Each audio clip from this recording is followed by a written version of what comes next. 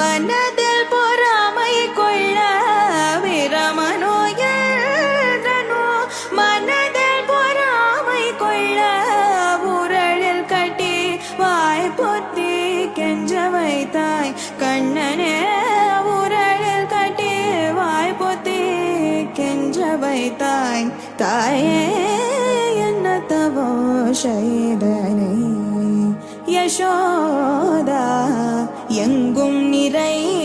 பரபிரம்மம் அம்மா என்றழைக்க என்ன தவம் செய்தனை என்ன தவம் செய்தனை என்ன தவம் செய்தனை